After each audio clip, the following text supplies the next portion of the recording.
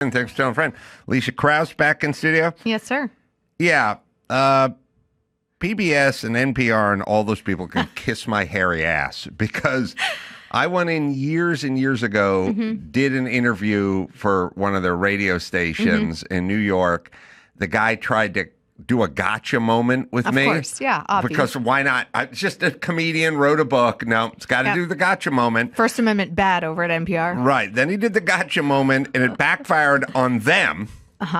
They screwed up their gotcha moment, and then they never aired it. Because I said, I know you did your gotcha moment. It's not working. You got the wrong guy, the wrong tape. They screwed up. Yeah. They were embarrassed. And then they nixed the whole thing. They never aired it. And then we kept saying, when are you going to air this tape? Because I was suspicious. And they said, oh, we're doing our pledge drive this month. And we're not. Then John Waters, the other celebrated author, John Waters, they did an interview. John Waters did an interview 2 weeks after I did mine, and his aired already. So I was like, is it a pledge drive? Why aren't you airing or is it because I stumped you guys? Right. And then they didn't do it. And then they mentioned that they didn't like the way it came out. And if I wanted to come in and redo it, they're in New York. If I wanted to come in and redo it, we could do it. I was like, oh, you guys lie all the time, and then you got busted, and then you wouldn't play it. So fuck right off. I don't care if you get funding or not, you fucking liars. I would like to give Mitt Romney credit where it is due. Remember when he said he wanted to end federal funding to PBS? Yes. And people flipped. He also said that Russia was one of the greatest threats to the United States. I know. And Obama told them to call 1980s were calling. Yeah, they want their foreign policy backline. Right. With Candy Crowley and that crap debate. Genius. But anyway, yes. Agree. Completely agree. And I've been a guest on NPR. They do edit the heck out of you. They pretend to be unbiased and balanced. They're now the current president and CEO who testified before Congress. She's like, we deliver news and we have life-saving things, and with Congress taking away our funding, people are going to die. They're essentially saying that people are going to die, and it's a threat to the First Amendment. Yes. No. This is the First Amendment in action right here. Every single podcast, YouTube, everything out there is the First Amendment in action. NPR not existing because nobody wants to pay crap for it is not the end of the First Amendment. Well, also, look, here's the bottom line. I'm not. First off, I don't want the government funding a lot of stuff. Yep. Just agreed. go do it. I'm funding whatever. I don't want it. Just go start your own business, do your own thing, see if you can find some ears or some eyeballs. But if the government funds something and you guys just become a mouthpiece for the Democratic Party, then no, they shouldn't be. Or the Republican Party, for or that either matter. one. Yep. Yes. Well, it turns out you're a mouthpiece for the Democrats. But if you had gone the other way, then that shouldn't be funded either. Yep. Because that's not what the plan is. Yep. All right, so screw them. And by the way, it'll be one of the many, many, many, many, many, many things about people are going to die, Jim Crow 2.0, or people won't be able to get water waiting in line to vote. Speech. It's always the end of everything. And 4 months goes by and no one misses the shit and nothing happened. Because that's what's about to happen. Nothing. And they're like, it's the end of real journalism. Well, the comedy is when those guys they say with a straight face, which is weird, because sometimes a politician will call them out on it. He'll call out Leslie Stahl on 60 Minutes and go, well, look, I know how you vote. Sir, you have no idea how I vote. And it's like, we have all we do is watch you for 10 minutes. We know exactly who you are. Don't get indignant about it. But then we also have whistleblowers that have worked at these organizations, specifically NPR and PBS, where it's over 90% of them are registered Democrat. Over 95% of them are donating to Democrats. Yes. And they would shut down stories like the Hunter Biden laptop story and say that's not real news. Right. Well, you don't know if it's real news. I don't know, unless you do your job as a journalist and do a little bit of digging. I know. How would you know a laptop isn't real unless you've investigated the laptop? All right, it's insane. But good riddance, NPR and whatever, or stay around and pay for it yourself, or do whatever you want. I'm not interested. If they're such great journalists, they could go build their own free press or Daily Wire or podcast somewhere. Why not? So I just got back from Road America, which is also known as Elkhart Lake, and it's in the middle of Wisconsin. Oh, wow. Do you get some cheese? It's probably, I didn't, but it's probably, What? it's about an hour away from Milwaukee. Okay. I don't know the Midwest that well, but it takes an hour to get to Milwaukee Okay. from Elkhart Lake. And it's a famous old racetrack. And it's a huge racetrack, very big. Okay. In that, You're schooling me because this is not something that I'm like aware. My husband grew up near like the Ford proving grounds. Is that what they're called? Or yeah, in proofing Dearborn. grounds? Yeah. Yeah. And like, that's a thing. Yeah, it was featured in Ford v. Ferrari, Such a the good movie. Yep. Yeah. So, okay, this is a big track, and it goes all. It's called a national park of speed because it's huge and there's rolling green hills. It's beautiful. That sounds pretty. It's beautiful. I've never seen anything as beautiful. And people camp and they hike and they go watch the races, and it's an amazing place. Like you would never see that anywhere on the West Coast. Yeah. And the track is big, meaning it's over 4 miles a lap, which is big. So I think Willow Springs is a pretty big track. It's a 2.5 miles, and then there's Laguna Seca, and that's, I don't know, 2.2 miles or something. This is 4 miles. So this is a massive, massive track. Has 14 or 15 turns. And is it dumb to ask like what kind of cars are racing on it? All Is it like kinds of cars. all kinds of cars? Because it's a vintage weekend. So they have that's cool. Formula One class. They have all different Fun. classes. And the track is difficult and it's technical. And so they wanted me to be Grand Marshal for their vintage weekend. Oh, that's cool. Yeah. So have you ever done that before? Never been a grand, maybe. Don't know for certain, but I'm going to say maybe or You don't no. remember. I don't know. I've done a lot of stuff, but I don't think I've been Grand Marshal, not for a vintage race weekend. Uh-huh. So I said, I'll do it.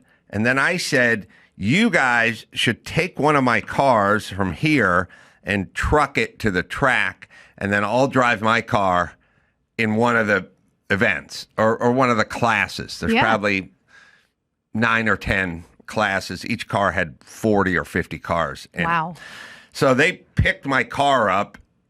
Which car? It's a Datsun 510 race car, and they took it. They took it at Wisconsin. They dropped it off and they put it in the paddock. And then I got there. Did you have like a little driver suit on? Oh, you gotta have all your stuff.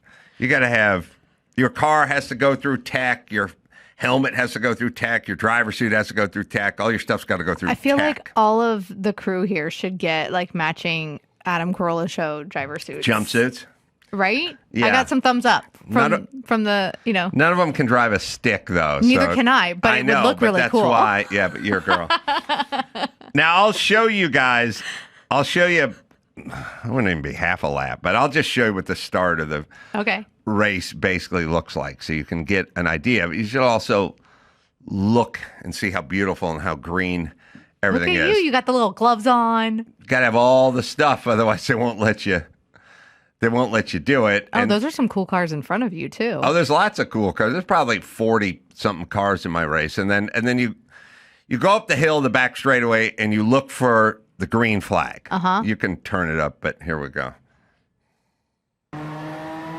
No green yet. Now green, right?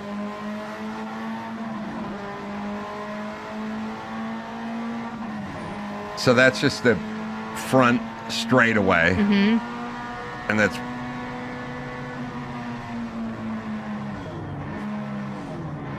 that's basically going into turn one. You can see how green and nice. This feels so nostalgic. Like all these cool older cars. It is, except for they let one newer car in my race, and it's a guy in a Honda who's going to pass me right there.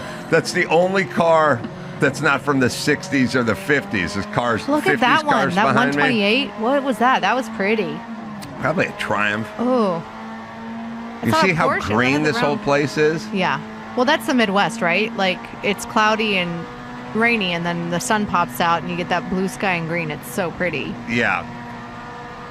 So, I don't really want to pass this guy at 140 miles an hour because That's how fast you went? At the end of the straight, not at the beginning. But anyway. By the way, since I don't know how to drive stick, can I learn in that since you had the pieces of paper so nicely propped up there? I had my gear shift the pattern. Gear shift patterns? I have to because my other car is the opposite of that car in the pattern. Wait, all stick shift cars aren't the same pattern? No, there's some maniac, some insane person. A communist. Came up. Not American. That's what I'm going to guess. It's called like a direct drive comp box, and first gear is down and second gear is up. And I hate it. I hate it. I never get used to it. I hate it. Why isn't it just universal? I don't know. Someone tries to tell me all the time. It's horrible. I have to stare at that stupid patch and figure out what gear I'm in all the time because every other car races forward first, then down to second, then up to third. And this is backwards. It's backwards, and it drives me nuts, and I hate it. And I'm going to change that transmission because I can't focus. I have to put it in huge writing on the dashboard. Otherwise, I'd have no idea what gear I'm in because it bothers the hell out of me. That would be me in any... I can do it. I mean, I can hear by the sound of the engine where I'm at. They say that, like, the Formula One guys, like, if you put headphones on them, and then you just play the sound of a car, like, on a track with their eyes closed, they can tell you, like, which course it is. Yeah, you would know how long you were in, like certain gears. But that's incredible. I mean, it's what they do for a living, but that's kind of incredible that you're like, well, I can kind of tell based on the sound. Like, I wouldn't know that. Well, you should have the tachometer should tell you how many RPMs you're pulling. Yeah. But then when I went out for a second time, my tachometer didn't work, so I just listened. Oh, you can hear when you're at the top. If you have Andrew, if you have the straightaway, just the straightaway one, you don't need to look at the tach to know when to shift. It sounds like the engine's going to explode, and then you shift. So I've driven a stick shift like twice in my life. Mm-hmm. Well, multiple times in my dad's old truck when we would like be baling hay in Oklahoma. But that doesn't really count because you're always kind of in first gear because you're just rolling real slow through the pasture as people are loading in bales. Well, you hear it. Turn it up. You'll hear when to shift.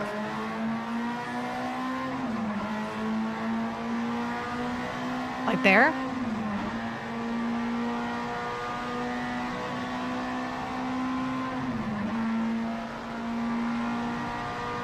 Now I'm at fifth, so there's nowhere to go from here. Wait, is there a sixth gear? Not on this car. Cars with Elisha Krauss. All right, got it. So you can hear when it's time. I want one of those little driving suits. To go. I got a bunch of them. We should all be like your team. Oh, you got to tell... Like for everybody. You got to tell... I appreciate that.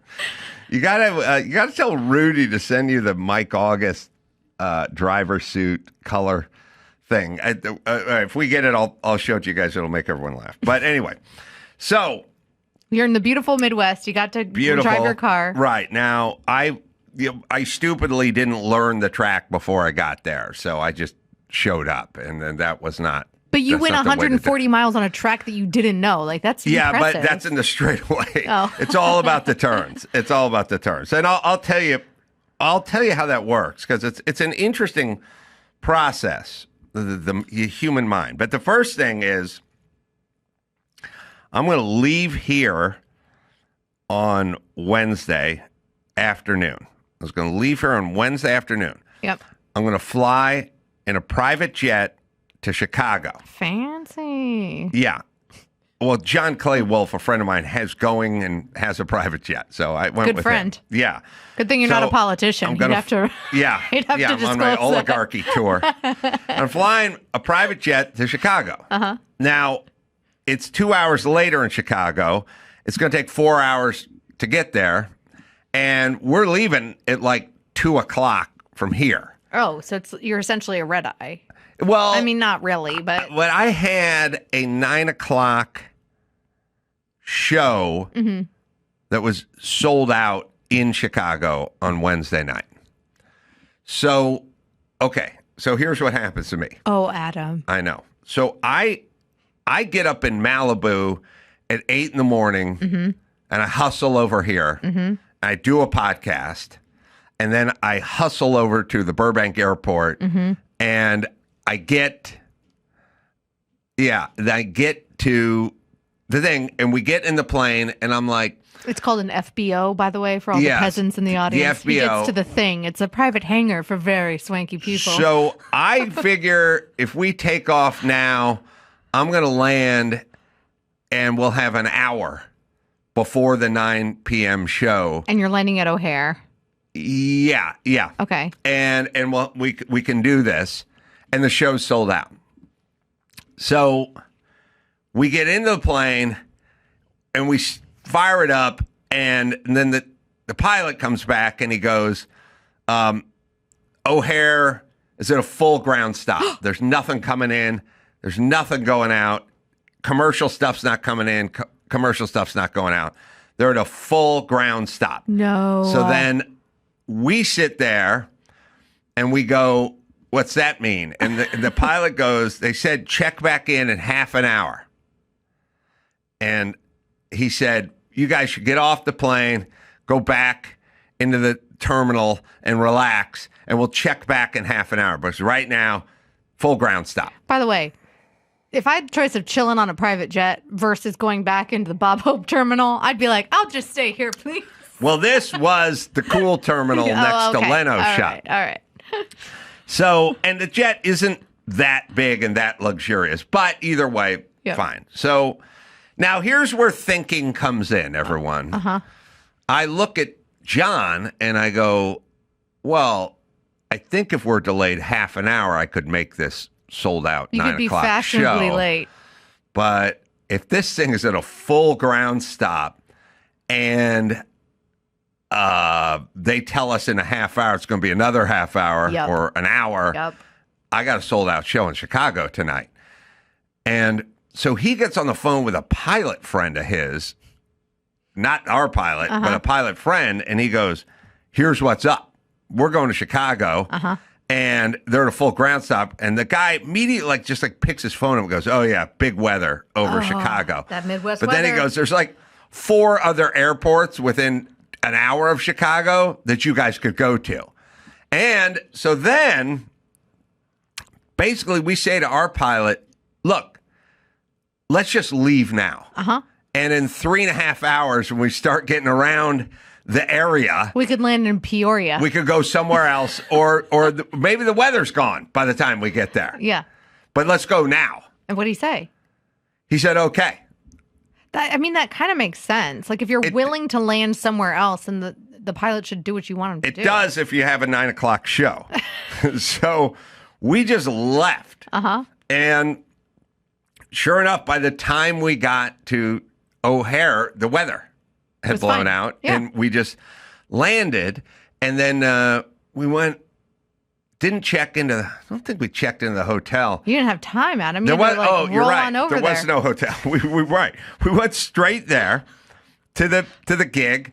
I changed at the club and started Rudy went on open. I went on about. I had an opener and a host. I went on about 9:30. At about 45 minutes into my set, and this has never happened to me ever, I started feeling wobbly on stage. I felt wobbly. Nauseous, vertigo. I was like, I've just been up too long and I've been traveling too much. You didn't hydrate. I didn't hydrate. And I just said to the audience, I'm going to just pull up this stool. I'm going to sit down like an old blues singer. And I don't worry, it's not going to affect anything, but I literally need to sit down, which has never happened to me before. Do you have a crash, like a sugar crash? You know what I mean? I don't know what I had. I was just too long a day. And I was up on stage burning calories and then realized, oh man, I gotta sit down. I gotta be rested to go race a car tomorrow. Well, then what happened, was I made it through the set. It was a great show. Everything was great. Everything was great. But now it was like 11:30. It was like midnight, and we weren't staying in Chicago. We were staying at an Airbnb in Wisconsin by the track. 2 hours. It's a 2-hour drive. Did you take a car nap? No, I got car naps are into the the car with Rudy, my opener, and we took off for the Airbnb, and we pulled in at 2:30 at night in the middle of rural, like Elkhart Lake. All the tracks are in rural areas because they have so much land. And he's like, the code for the Airbnb door is not working. And we kept like trying it, and it wouldn't work. And we got Mike August on the phone and blah, blah, blah. And at some point, we're like, we have to check into a hotel. Are there even hotels there? There's some around, not right there, but it was 2:30. I left Malibu at 8 a.m., basically, and I was like, we're going to go check into a hotel. You're done. You're tired. So we went and found a hotel, literally checked in at like 2:45 at night and stayed there that night, and then went to the Airbnb and found the door that they didn't tell us about. We were in the wrong building trying to use the thing. Oh, no. Long story. Anyway, got that straightened out. You know that now that you bring that up, when you walked in, I was looking at hotels because talking to you about a trip I'm doing this fall. And I've thought about Airbnb, but a friend just was like traveling with her kids this summer, went to the Airbnb, and they were like, oh, no, we had to cancel on you. Or like that situation. You're somewhere at 2:30 in the morning and you can't get in. And like, thank goodness there's a motel nearby. Yes. But like, what if things are sold out? And so I think that Airbnb is kind of losing their luster a little bit. Yeah, because people are like, I don't want to have to clean up my own stuff and do the laundry for you. And also, like, what if something fails, right? Well, they gave the address, and there were two buildings on the address, and one was a big house, and the other was a small back house. So we went to the big house, and we couldn't do it. And no lights were on, no outdoor lights, no anything. Yeah. And this door was tucked to the side and like off in the shadows, and we never saw it. Oh my god. We never could get anyway. I love that your assumption was I rented the big house, not the small one. Well, the big house was like on the street. Like it seemed like that was the address. Anyway. But then you got to drive your car. What Airbnb should have done is go, it's the back house and the door's on the right, and you're not going to see it at night. But it's the host. And so when you have an additional person as the middleman, sometimes you're going to get the complications, right? Like it just happens. Mike can do that. Well, I don't know. I would be curious. See, if you pulled in during the day, you could find the door. If you pulled in at night, you would not find the door. Yeah, you're delirious. It's 2:30 in the morning. No, but if you pulled in at 9 at night and you weren't delirious, you're still not going to find the door because you don't know where to look. Yeah. It was dark, and it's not a good layout. Like I don't know if there's Airbnb notes, but they should say back house. They should. Door on the right. They should. And they should leave the porch light on. Like leave a outdoor light on because it's completely. Was that the Holiday Inn? Like we'll leave the light on. We'll leave the light on for you. Yeah. Oh, they're supposed to do it. Yeah, we should try to get our money back because it was pitch black. It's pitch black, and we're just standing at 2:30 in a cornfield, like going, where do we go? Like, how do we do this? And we couldn't see. It wasn't me. It was Rudy and me, but Rudy couldn't find the door. I would be like scared out of my mind. I'm like, there's somebody in the woods that's going to come out and kill me. That would have been a lateral move, considering how tired I was. So we made our way in, went to the track the next day. Elkhart Lake is amazing. The people are amazing. Do you meet some fans? That's always fun to like meet fans in the wild. Oh yeah, and by the wild, I mean the real world. I was going to be I'm Grand Marshal. Yeah, and they all came out for the race, but they came out to say hi, and everyone, people did that. Then they do this huge event. Oh yeah, well okay. First, there's the video before this, which is everyone lining up. They do this thing on a Friday. Where all the cars from the track line up at the track and they drive down into town. Oh, which is it's like Elkhart that Lake. scene in Cars. It is. Where they're going. It's beautiful. It's spectacular. I just stood up and filmed all the cars that were lined up. There's 400 cars lined up, and they're going all down. They fire it all up. They get a police escort. They go down into town, and you can show that. And then everyone just lines the street of Elkhart Lake, and you drive all the way through town. Everyone cheers, and then you get to the end, and all the cars get parked, and then everyone comes out. Mike made this video, so I didn't see it, but this is the entire Wow. The entire town comes out and lines each side of the street. And you got to like go fast? No, I was driving someone else's car because my car broke. Oh no. Coming down.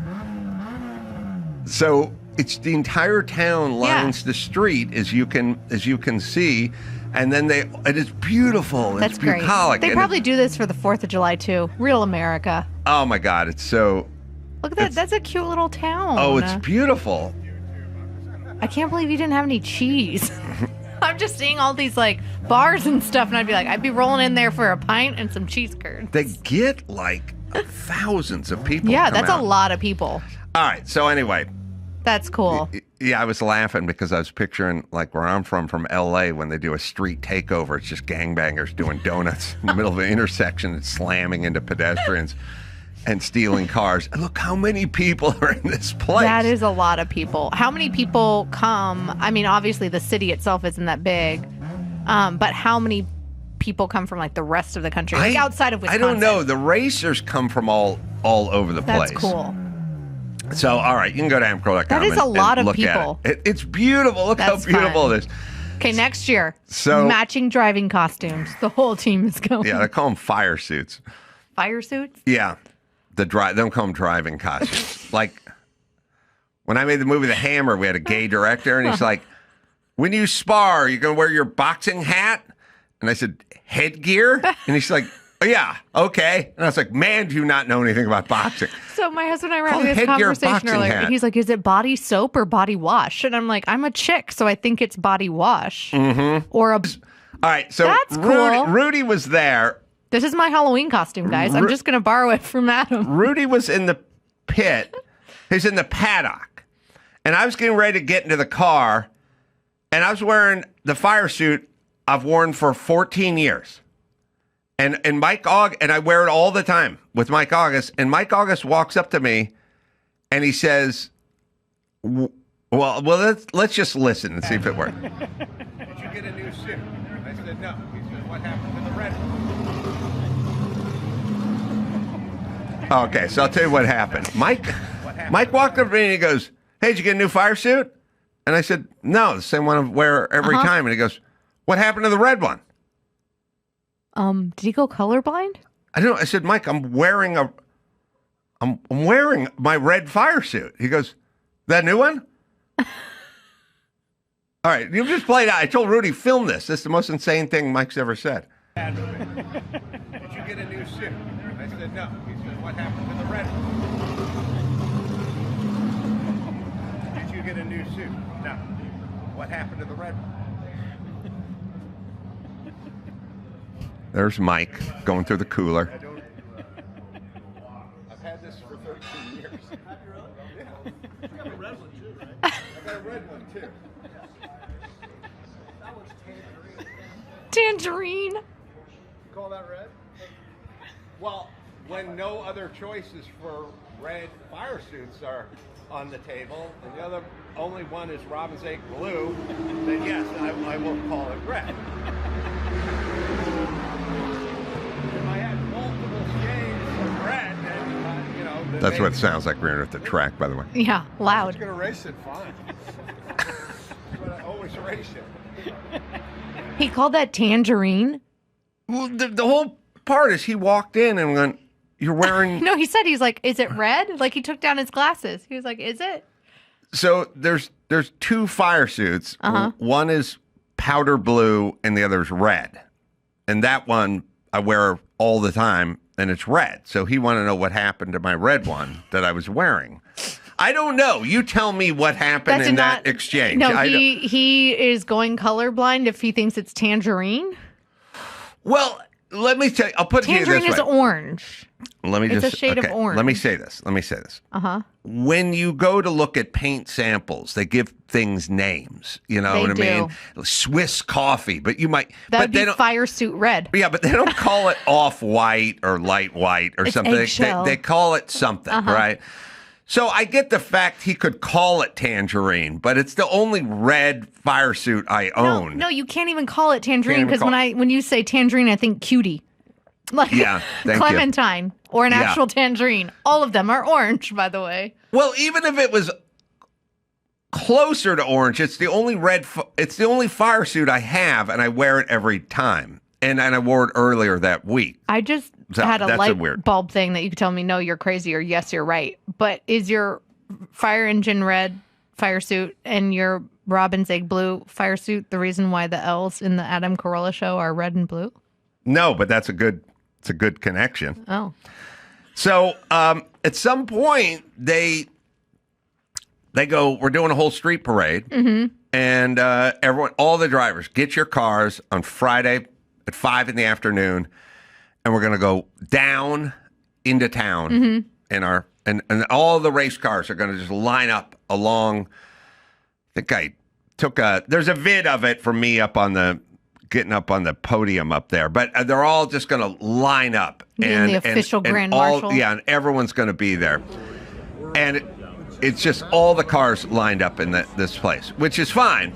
So then about 5 o'clock, the town comes down and looks at all the race cars. Mm-hmm. At 5 o'clock, I get into my car, I fire it up, I back out of my paddock, I start rolling down toward the front of the racetrack to line up to go into. I get about 200 feet away from my garage, and my car just goes pop, just dies. It goes whoa. And then I go, what has happened? It stopped like someone shot it in the head. It just went pow, stud. And it wasn't. So I know enough about cars to know it wasn't fuel. It was electric. It was like pow, just dead stop. And then someone said, well, we can bump it down the hill. I don't know what that means. You drop it into gear, push the clutch in, push it, and then pop the clutch, and I'll get the car. We can bump start the car. I said, yeah, I think we could push it down and maybe get the car started, but then it's not coming back. I mean, it's all downhill. I could fire this car, but then we're going to get to the bottom of the hill. It's going to die, and then I can't get it back up the hill. So I just stopped, and I just said, we got to push it back to the paddock, to the garage. And so we just pushed it back to the paddock, and I got out, and I was like, it's something electrical. Something happened. Yeah. And me and Charles started taking stuff apart on it and looking at, I mean, the battery had power and the coil had, we got a voltmeter and checked a few things and figured out that had to be a bad switch or relay or something. But then I said, I got to go because I'm the Grand Marshal of the parade. So they just took me. Guys. They just took me, and thank God Charles got the car working after that. So did you beat your car back to L.A.? My car is, on its way in some truck. Yeah. Driving from Wisconsin. Do you put like an air tag on it?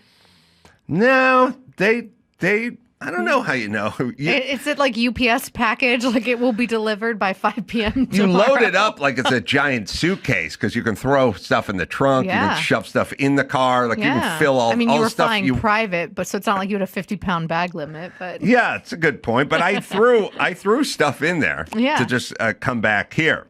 The other thing that's interesting, and I don't think people understand this, but it's very interesting. So I was finding my way around this race car track that's 4 miles plus big, and it's and then you have to know what the racing line is, or you're not. It's not even worth doing it. Yeah. You'll be so slow that you'll be dangerous to other people. That would be me. Yeah, but like, you can learn. Granny in the far right lane. You can learn the line. But the racing line is different. And it's not really, can't really study it on a piece of paper, but the way it works, and it's so weird. I've never really thought about this, but I said to one of the guys, I looked at the schedule, and the schedule said, this group and that group and this group and that group go off, and then at noon they're always like break. The noon is always a lunch break for like an hour, 45 minutes. All races have the big break in the middle. Oh, they have a snack time? Snack time. Nobody. Is it cigarette time? I feel like racing and smoking go hand in hand, or maybe that's just my Hollywood persona. Yeah, it's more James Deaney. But so they go, all right, break at noon, and they do parade laps. They let people go out there. They let the Aston Martin Club of Wisconsin come out, and they let this guy and that guy and people that bought tickets and stuff, and they have to do a slow lap. 2 or 3 laps around the track with 80 cars on the, going slow. But, you take your daughter and you put her in your MG and put the roof down, and you get to ride on the track. You're not at any kind of speed, but you're on the track. That's fun. Yeah, it's fun. Especially if you're like a diehard race fan. Yeah. And so they're going to do that, and I know they're going to do it. And they usually give you like 2 or 3 parade laps, and you get out there with your buddies, and there's no hot dog in it, and there's no lighting up the rear tires in it because they'll throw you off the track. But if you keep it cool, you can do the whole thing. Do the thing. So I said to one of the guys, who was kind of my, liaison, I said, listen, if I could get in a car and we could do a couple parade laps, and this is your home track, and you've driven on it a million times, you could just talk me through this whole place. Yeah. And he's like, yeah, all right, I'll do that. And I said, okay. And we got in his car, and every single thing, which was weird, was like, you turn in at the end of the rumble strips on the left side on turn 1. It's a late apex. You turn all the way in, but it's late apex. And then when you come out of it, you'll see in the distance, there's a building off the track, a quarter mile off the track. That's the bathroom. You aim for the men's door. I he swear knew to God. the track. Like he knew all of the... It goes, and you come around this, and you break right at the end of the wall, the barrier wall, and then he goes, and you come out of this turn, and you'll see on top of the bridge, there's a big painted semi-truck that says Sargento Cheese on it. See? Cheese, guys. Sorry. You aim for the rear wheels. And then it'll say, we're cheese people. And then you start tracking over to the word people on this bridge. That's a half mile in the distance. This guy should be training all of the drivers there. I think he does. Well, no, they don't need it because they've done 2 million laps. Yeah. And then you come under the bridge and you look out and there's a billboard in the distance. It's white. Just aim your car toward that billboard. And every single thing was like, there's a fence, there's an outhouse, there's a porta potty at the end of the thing. Don't move the porta potty or that guy's game is off. Every single thing was some tree or some porta potty or some whatever. But there's 14 turns, and we got to do 3 laps slow. And then in your car or in somebody else's car? No, you're just yours in was like broken. a Camry. There's no race cars on during the parade laps. You're just sitting. I'm sitting passenger seat. Yeah. So then we start going around, and now I'm trying to repeat the semi-truck wheels and head for people. And men's head for room door. Men's room door and head. That's how. If you go to do Willow Springs, there's a big building at the top says Budweiser in front of the building. They're like, you aim for the U. Yeah. When you come out of the store, when you come out of this corner, point your car at the U on the building that's way off in the distance, but that's your marker. That's where you want to go. The whole track was that. So pretty much they're all country folk. Because like growing up in Oklahoma, it's like, so I live off the dirt road. You have to go down the hill where the 2 grain bins used to be. Yeah. And it's like you had to know where the grain bins were in order to know where they used to be. That's how you do the racing line. That's kind of fascinating. I find it interesting. Yeah. And now some of the stuff, it's the turn, it's a late apex or it's an early apex or whatever they say, hit the apex. Like I know what that is, and you can see markers. every single corner, every single place had a thing and a marker and a fence and a billboard or something in the distance, something off the track. And then the following day, I said, all right, let's do the parade lap again, but this time I'll drive. Yeah. And I'll talk through the whole thing. So it's like start braking at end of straightaway with the marker here, late turn in at the end of the rumble strip on the left, late apex on this turn, unwind, start heading for the bridge. The bridge said like VP something. It's like aim for the P on the VP, go down this bridge. It's kind of, it's weird, but it's super effective. And if you concentrate, you can remember all that he said. But then when you get to race speeds, it gets sped up 3 times. So then now everything is fast. So you were going what, like 45, 50? The parade lap it's like 40 miles an hour or something. Okay. Everyone's just kind of cruising So around. like going down Burbank Boulevard versus being in a full-on race. Yeah, I mean, obviously, stuff enters your head faster, and there's stuff going on, and there's people around you and stuff people like trying that. to cut you off. Yeah, they don't really cut you off, but they don't necessarily give you any room. Did they either. for driver, like professional drivers on that track, do they just throw them in at race speed, or do they do it slow and kind of learn the things and then gradually increase? Well, what they would do is there would be practice days. Yeah, but on a practice day, are they going 50 or are they going 150? Everybody, in my experience, goes out with some sort of discussion about going 7/10 and starting getting temp, and they all just start racing as soon as they go in. As soon as they go in there, what I want. It's a you know what measuring contest. Yes, it's a dick measuring contest. Well, I mean, it's okay. Even though it's practice, it's like they got to show their stuff. When I taught boxing, if I ever sparred with any of my students, I would go, just, not hard, like take it easy, no, whatever. And 30 seconds into that, they're trying to kill you. They couldn't do it. And I would tell them, nobody can hold back. Yeah, I would go, hey, bring it down. Wait a second, bring guys down the and temperature. girls, or just the dudes? No, I only fought women. Okay. But It's like, you remind me of my mom. Now it's payback time, bitch. No, they literally couldn't. They had a lot of trouble doing it. And the funny thing is I once in a while you talk to a guy. And this old timer, nice dude. Old, but nice. Driving the same car for 50 years. keeps it pristine. Yeah, well, you try, but people get into accidents. There's definitely accidents out there. So he comes to me and he goes, look, this is your first time here, right? I go, yeah. And he goes, well, this is my home track. I mean, I've been driving this track for 50 years.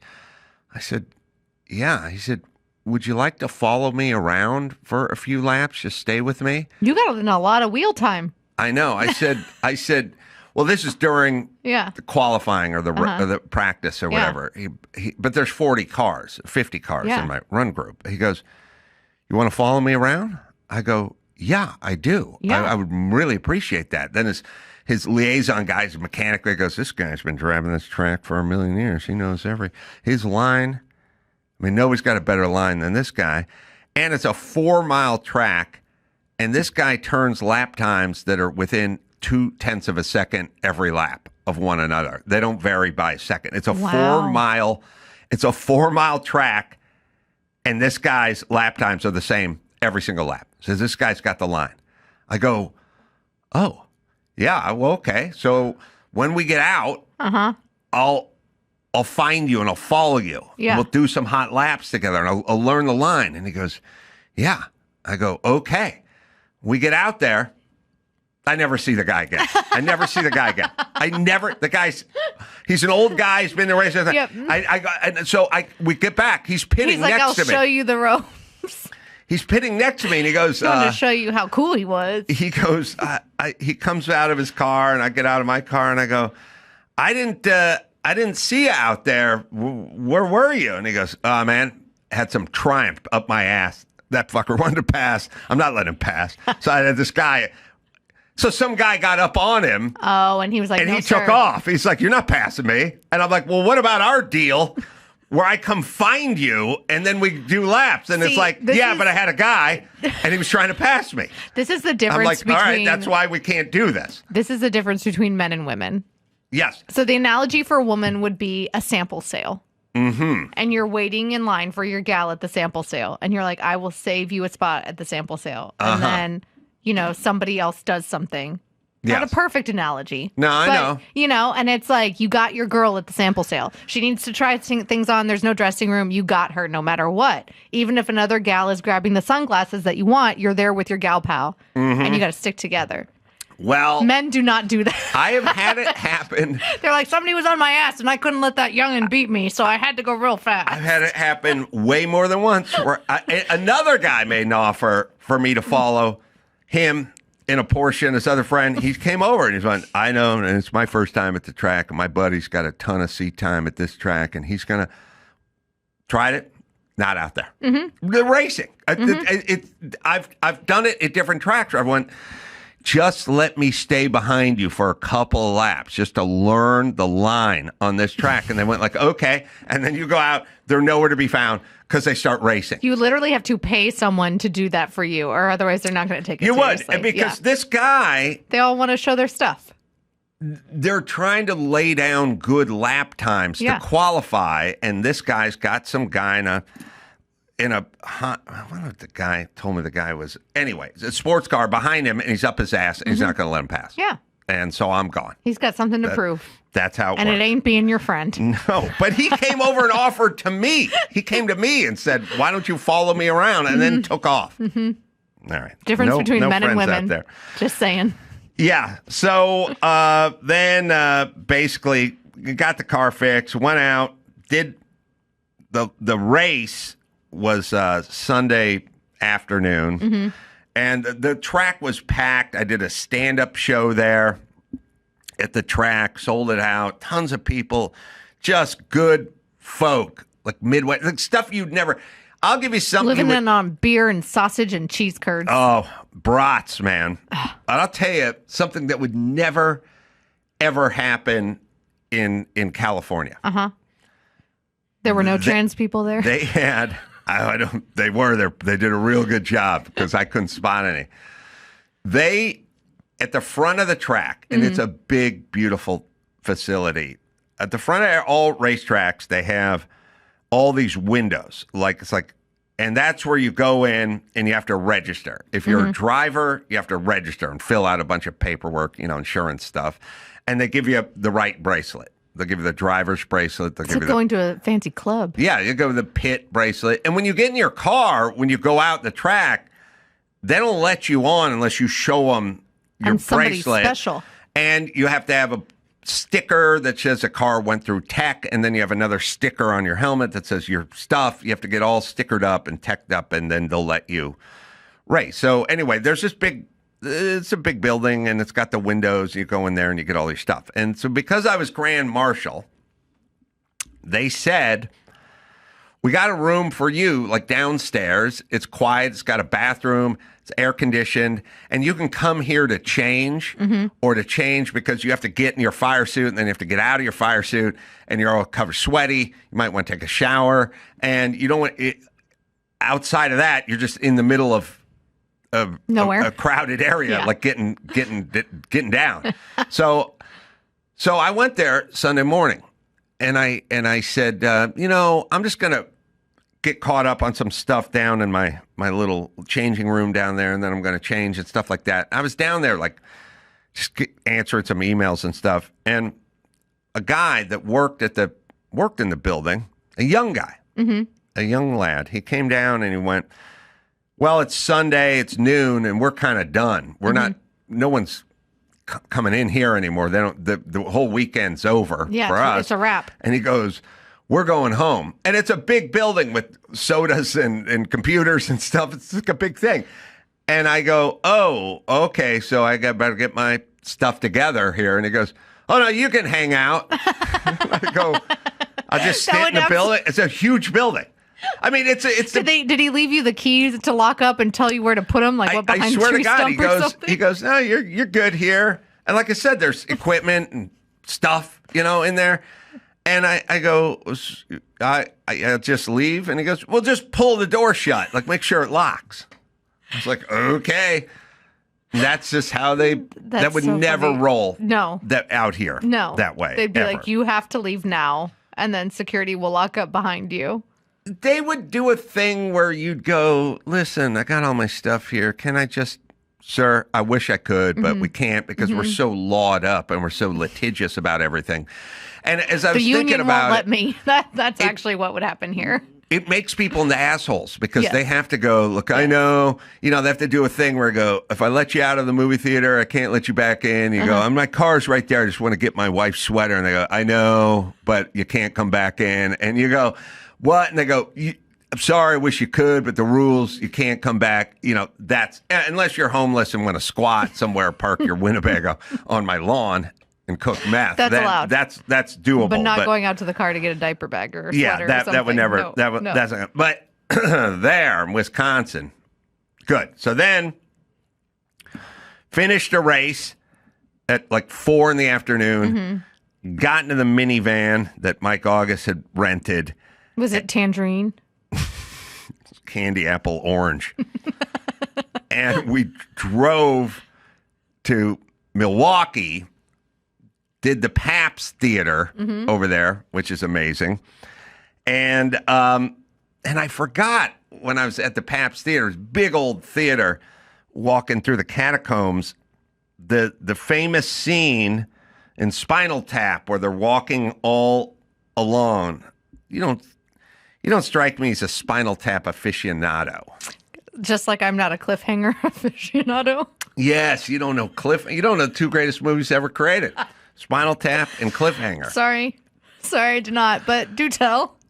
Now I can watch it with this little tidbit of information. It's like a little Jeopardy tidbit. There's a very funny, all the scenes are funny in Spinal Tap, but this one is funny because... It's a funny scene. I thought it was a serious movie. Spinal Tap? Yeah. You think it's funny? It is a comedy. Really? The movie Spinal Tap. Okay. It's a comedy. Okay. It's one of the most heralded comedies maybe ever made. I would say.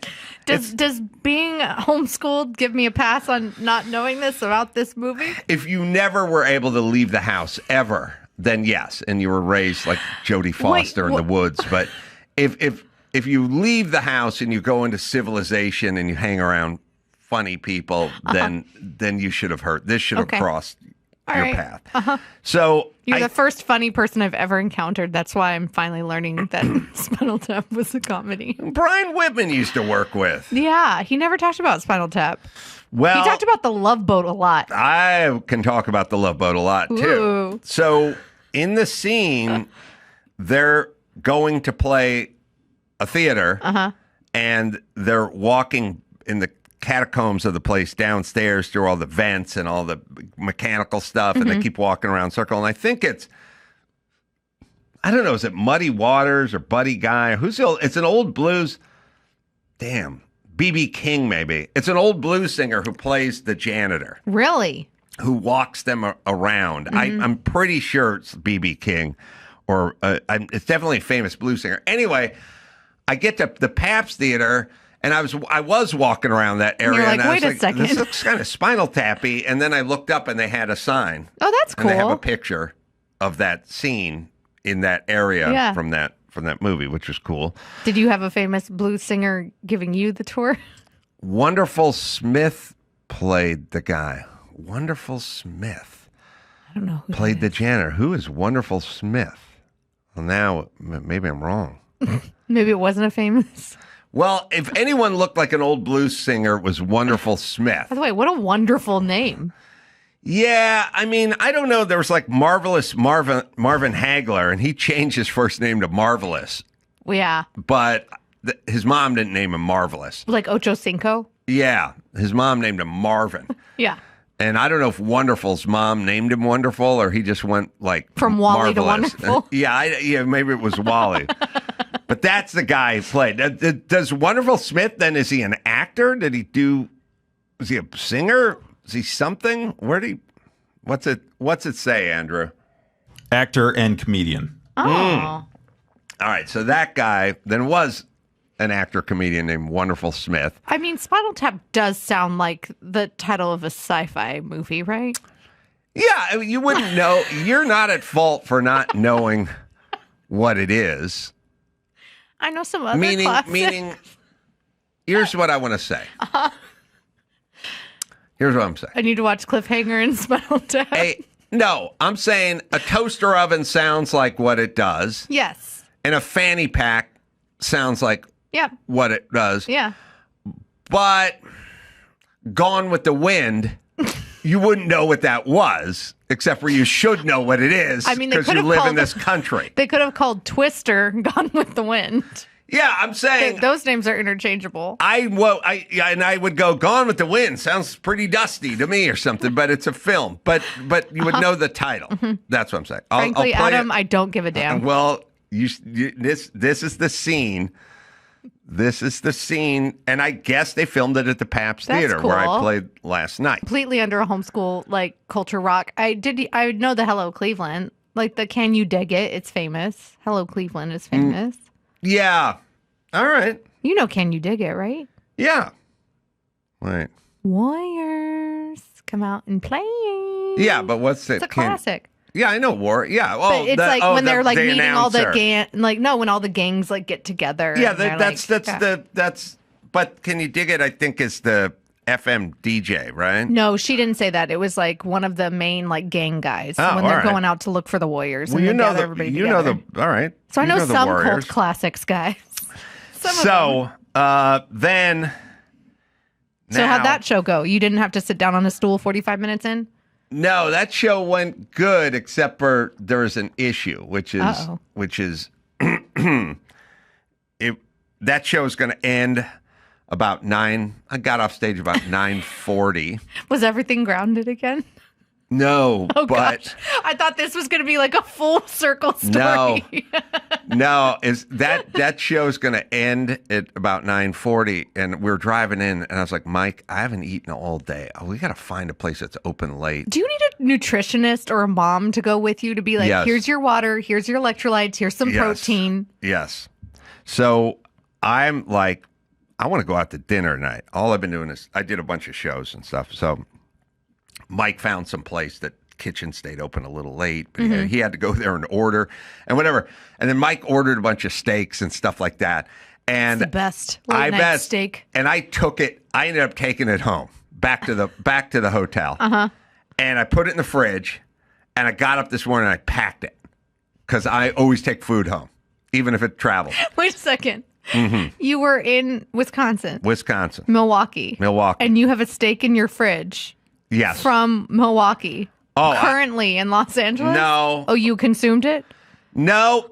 They lost my luggage. Oh my God. And so now it's somewhere. So, and by the way, this bitch ruined my entire culinary travel experience. Sorry. Your roll-on. You have a ribeye and a Ramova somewhere in Middle America. Yes, I do. And it's all the fault of one woman. Oh. So. I'm sorry. I don't know why I find this so funny. Well, I got screwed badly in the food game. I'm sorry that your ribeye and your luggage is lost. I'm taking all this home. And now, Rudy, my opener, picked me up in the lobby at 7 a.m. to take me to the airport. I had a dream about my steak. I had steak, I had potato, I had sides, I had all there. Ooh. I got up in the morning, I put it in the fridge overnight. I got up in the morning and I put it in the plastic bag and I squeezed all the air out of it and I tied it off real tight. I said, I'm going to put this right in the middle of all my clothes and I'm going to check it. Why would you think that that's and I'm not even a germaphobe or an FDA kind of person. Why did you think that a ribeye would last through? Because I brought Indian food back from New York and eaten it in Malibu. And not just and you were the Hamptons, not even the city. And you were fine. I think I was, yeah, pretty sure. So I'm not throwing away steak. So I put it in my thing. And I checked my bag. Why didn't you carry it on the plane? I did not know if they let you go through security with food. Yeah, absolutely. A bunch of steaks in the middle of your bag. Yeah. Oh, no. It's not a liquid. You can bring it. Yeah, I didn't know about that. And speaking of liquid, there was a bottle of scotch that somebody gave me that I knew I couldn't get through. I would definitely wrap all my clothes around that. So I just put it all. Anyway, so now I have. So here's how it works. There's a lounge that I could access if I got there early enough, but it was in the other terminal in Milwaukee. And then there was another lounge in Chicago. I had a layover in Chicago, and that's a good lounge, and I had a long layover. Yeah. So I'm like, I'm going to hit that lounge. Yeah. So we get to Milwaukee, go through security. They're like, yours in Terminal C. And I get there, and I go, I think I got a little time to hit that lounge. And I go to somebody, where's the lounge or whatever? And they go, that's Terminal D. And I go, oh. And they go, you got to go back out through security. And I go, I'm not going to do that. Fine. Not worth it, yeah. I don't have enough time. And then I sit there, and mysteriously, the flight says boarding at, I believe it was boarding at 7:50 a.m. And I went back and looked, and it said boarding, and it said on time. It said on time, boarding at 7:50, but no one was ever boarding. And I saw the plane was there, and then I went back, and I sat down somewhere else, and then I kept coming back. Like every 10 minutes, I'm like, what's going on? Are we boarding? And it said on time, but no one was ever boarding. And like a half hour went by, and it said on time, and the plane was there, and nothing was happening, but no one was getting on the plane. The flight attendant overslept, and they're waiting for this bitch. And I could have been. They actually told you she overslept? Because sometimes they say, like, oh, we have a crew problem, and they don't rat the person out. The fucking pilot went out there, and he got on the blower, and he ratted that bitch out. Well, because, first off, he doesn't want to be blamed. He doesn't want it to be on him. Well, also, I bet she's done it before. And this guy's had an ass full of this bitch. And so he went out, and eventually he just said, someone overslept. Yeah. Flight attendant, we got to wait. And then when she's the last person on the plane, it's her. Oh, we know who she was. Yeah. And so now, I could have been in the lounge this whole time, but they wouldn't say the flight was delayed. They're waiting for her. Oh. And I didn't know that. So then we got delayed 45 minutes or an hour, and I couldn't get to the lounge in Chicago because now I had to hustle to get the connected. So you missed 2 lounges. And they lost my steak. I don't think it's her fault that the steak got lost. Aha. But here's why. I checked the bag in Wisconsin. Yeah. The bag was on the Wisconsin flight, but it never made it to the Chicago flight because they squeezed the layover time. Was too they short. couldn't get it from the fucking Wisconsin plane to the Chicago plane because this bitch was late. So this bitch gets me out of one lounge, then gets me out of the other lounge, then gets my steak lost. I'm sorry. I hope so. I mean, you could do a scientific experiment, and when it gets here, heat that bad boy up, have some steak and eggs tomorrow morning, well, then and they're see if your stomach lifts. We'll deliver your lost bag to your home, but we need 24 hours. I'm like, I ain't going to make 24 hours. Can you please write the airline a complaint and, like, bill them for the ribeye? Oh. And this stewardess, flight attendant, did a thing, and it bothers me, but I think it just bothers me. But I'm worried.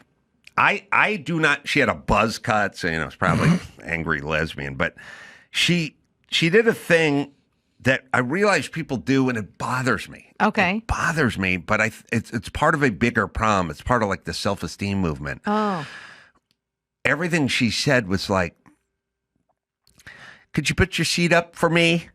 Everything was for me or I need. Yes, I need you to put your seat up for me. Yeah, and it's like, first off, I've been noticing more flight crews doing that. Yeah, okay. First off, what do you mean for you? Yeah. That's not your fucking airplane. You're the lowest paid person on this airplane.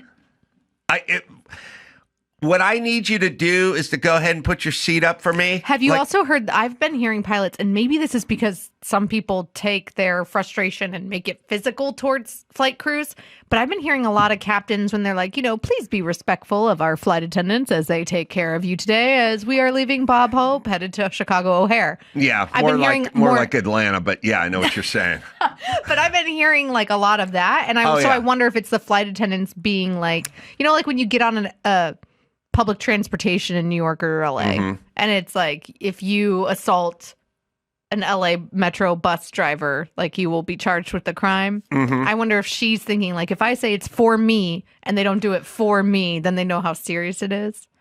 I think you're overthinking it. I think it's extra obnoxious talk from dumb people, and it's turned into a thing. I think it's a self-esteem movement, because you can say, put your seat back in its upright position, please. But they don't go, I need you for me. But there's always for me. And also, it's totally unnecessary. It's not for them either. It's like literally FAA regulations that your seat is up. Anyway, she did that. I decided I hated her. I decided that she's the reason I couldn't get to my lounge in Chicago. And now she's the reason I don't have a steak. I'm sorry. I know. I mean, I love me some red meat, so I can empathize. Well, it may still be at the airport, and I will eat it, but it's not with me. Was it nicely marbled and like really well, like not well done? Because that's a shame. Don't ever do that to a steak. Yeah. No, Mike. Or it was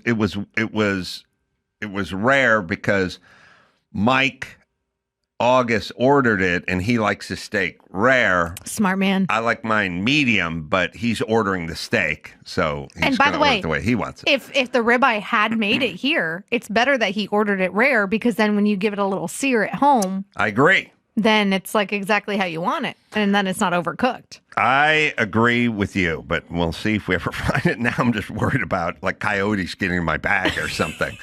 All right. TSA is going to abscond the bag. They're going to be like, there's an odor coming out of this. You have the news. I do have some news. All right. We'll take a quick break. We'll come back and do the news.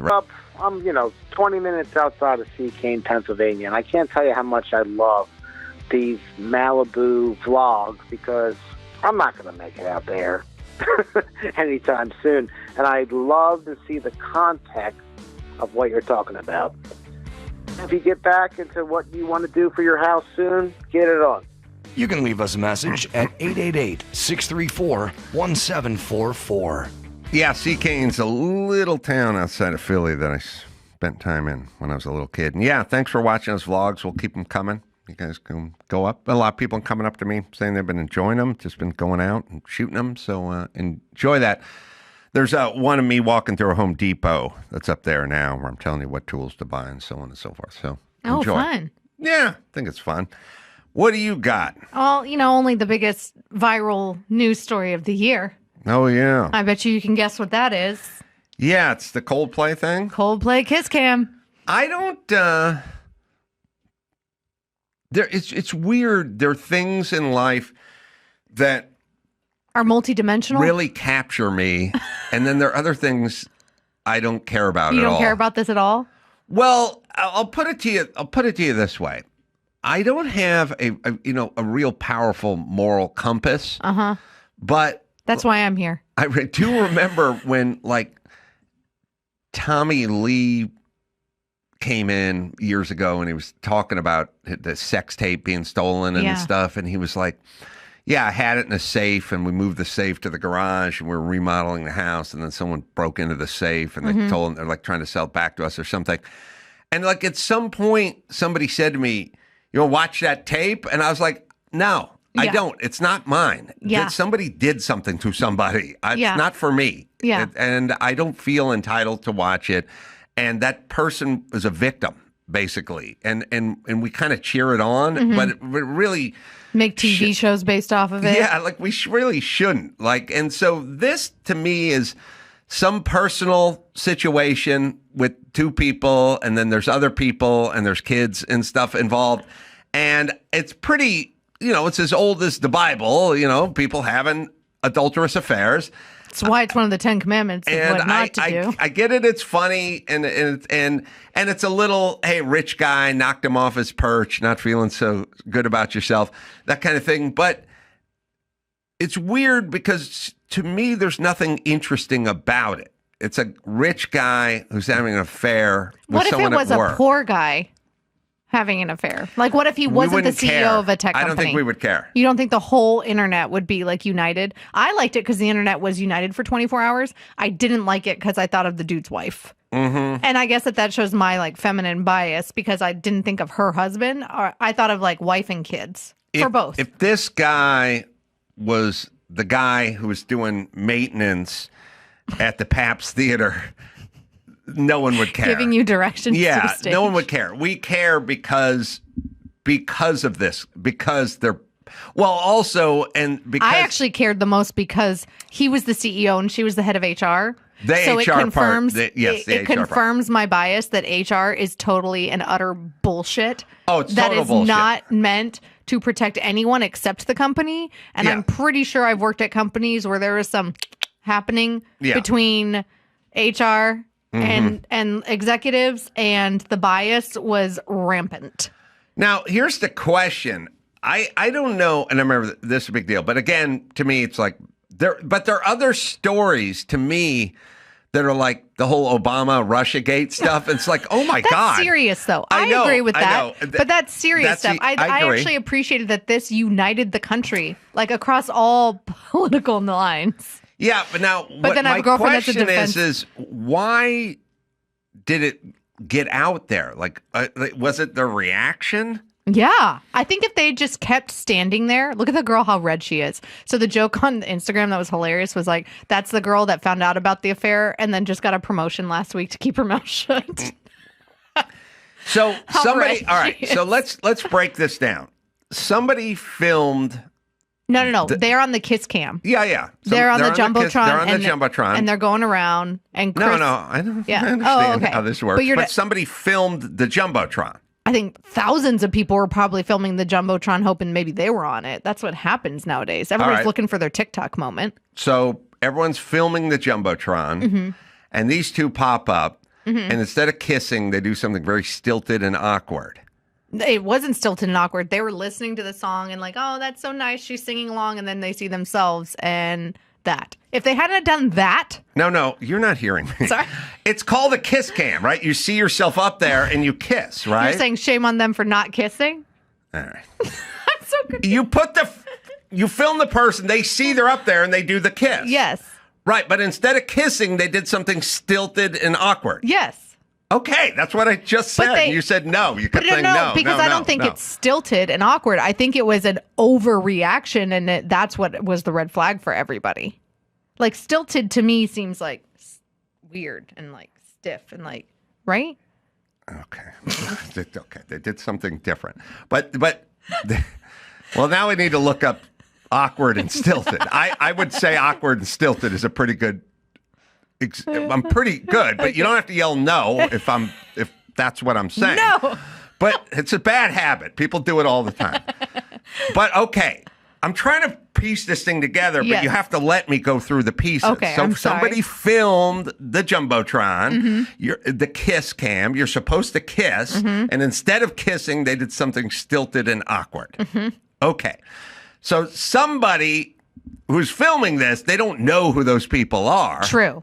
So they see something that looks suspicious. Yes. And now they have to put it out? Yes. And then after the video was put out and went viral, that's when internet sleuths figured out that it was the CEO and the HR director. Right. And what was the initial thing of I'm going to put this out? Like, who did it and what did they label it?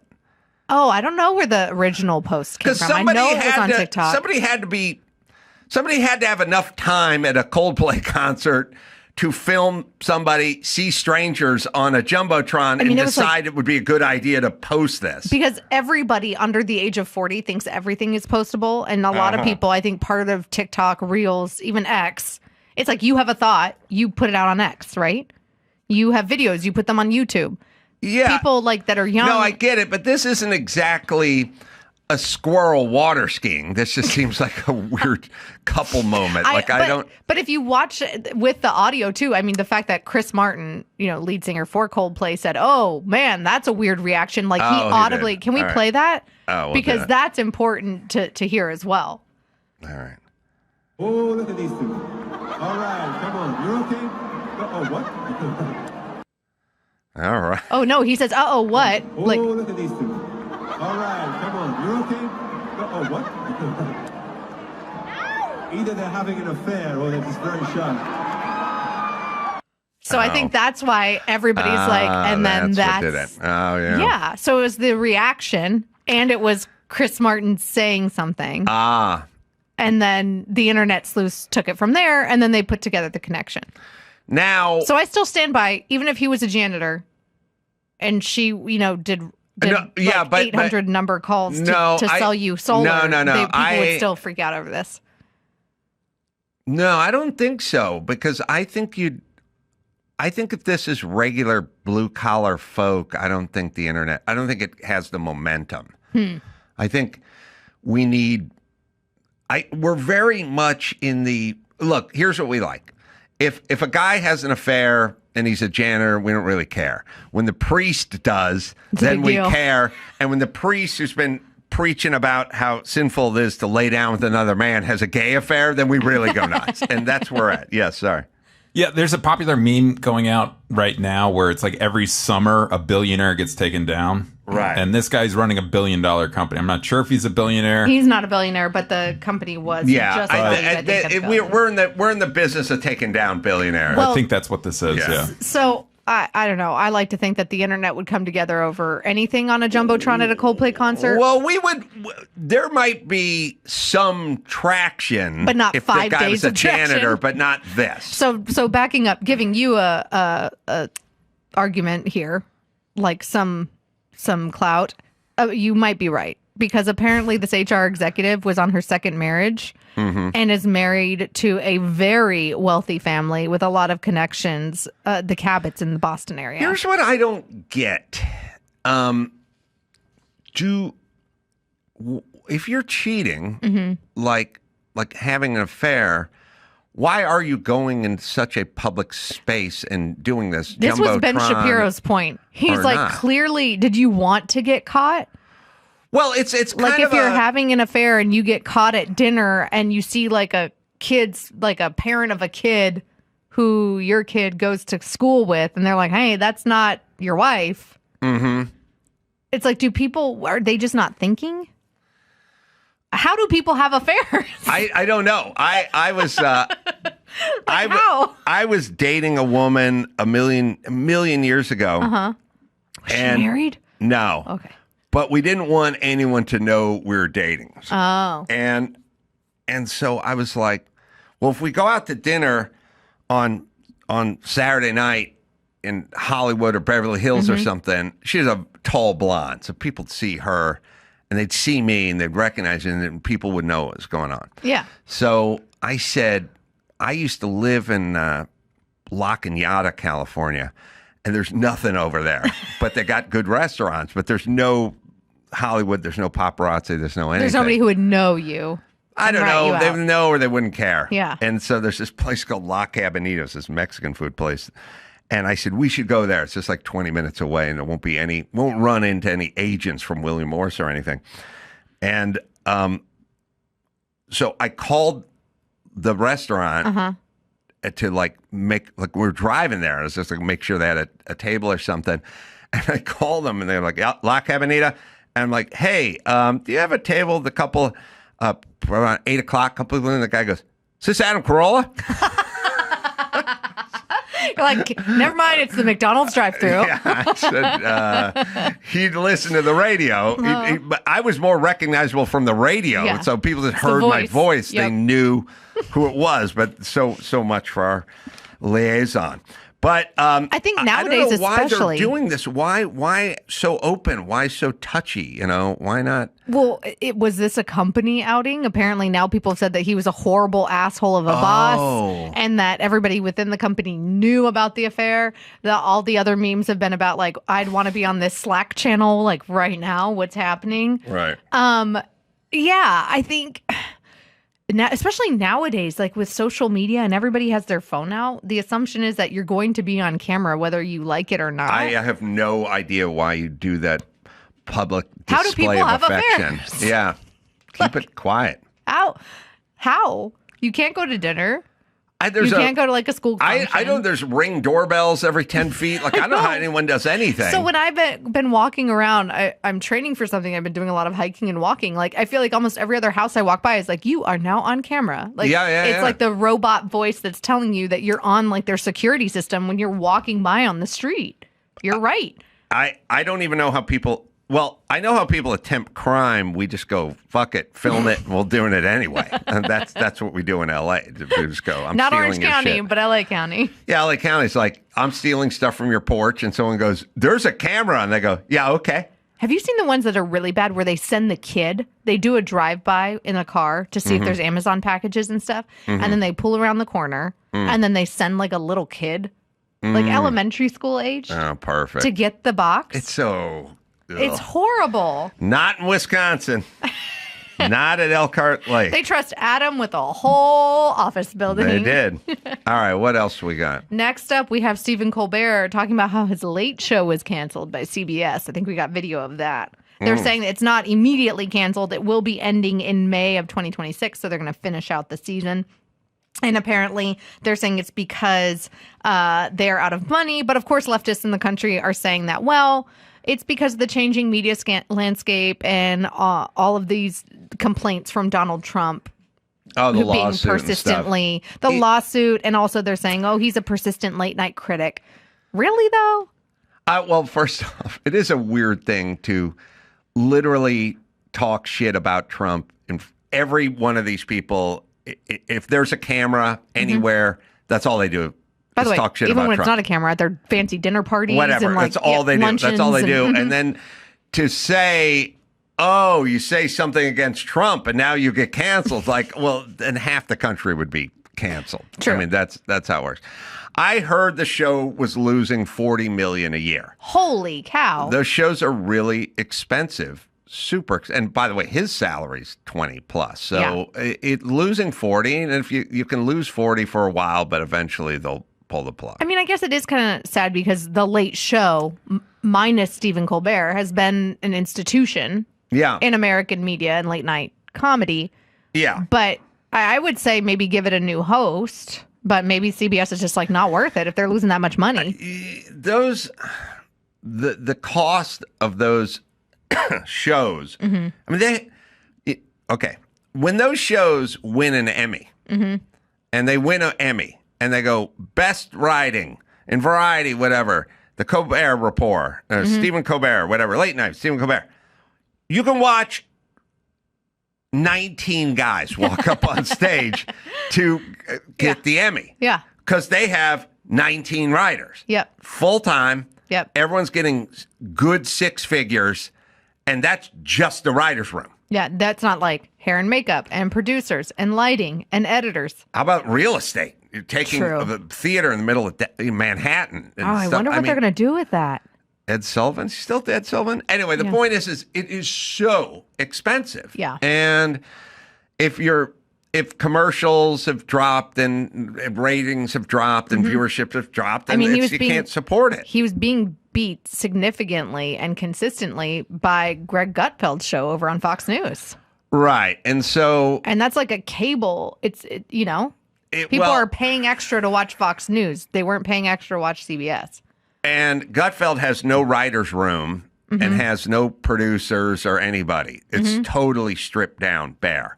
And when you go to Gutfeld's, you go, Gutfeld's, this your studio? And it's like, no, this is the 5 studio, but we convert it after they get off the air to the Gutfeld studio. Like, he doesn't even have his own studio. And it's roll-out bleachers that, like, unfold like a high school gym. It's lean and mean, and it's doing well for Fox. It doesn't like his Gutfeld's budget. I mean, forget about what you pay the host. We'll just say forget about that.